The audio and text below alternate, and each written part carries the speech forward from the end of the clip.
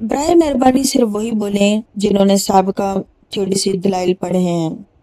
Class میں جیسے جان پڑ گئی، ایک ہاتھ بلند ہوا پھر دوسرا۔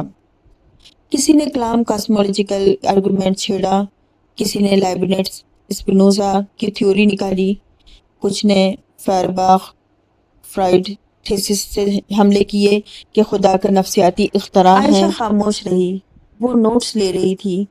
نعمان اب بھی وہیں بیٹھا تھا، لیکن اندر ہی اندر گویا کوئی دیوار گر چکی تھی۔ سینمار اپنے اختتام کو پہنچ رہا تھا۔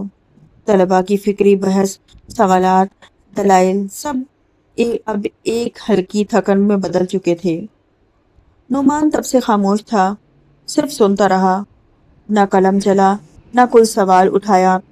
پروفیسر منظور حیدر نے اپنی نوٹ بک بند کی، چشمہ اتارا اور ایک بار سب طلباء پر نگاہ دوڑائی، پھر رک کر براہ راست نعمان کی طرف دیکھا۔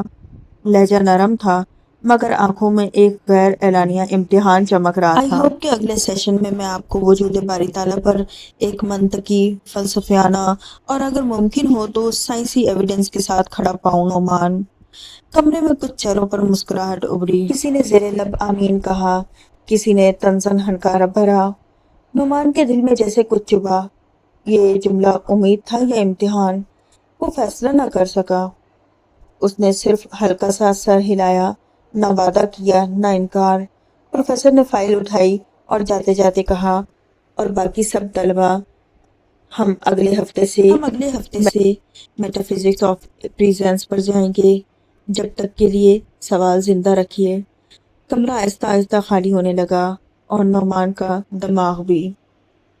روح کی شرمندگی، علم کی بے بسی اور ایک مومن دل کی تھکن تینوں ایک ساتھ بول رہے تھے۔ نعمان اپنی جگہ سے اٹھا، مگر وہ اٹھنا نہیں چاہتا تھا، گویا زمین نے خود کو کھینچا ہوا تھا۔ نہ جانے کس قدر بھاری قدموں سے وہ دروازے کی طرف بڑھا، ہر قدم جیسے دلیل کی ناکامی کا وزن اٹھائے ہوئے ہو۔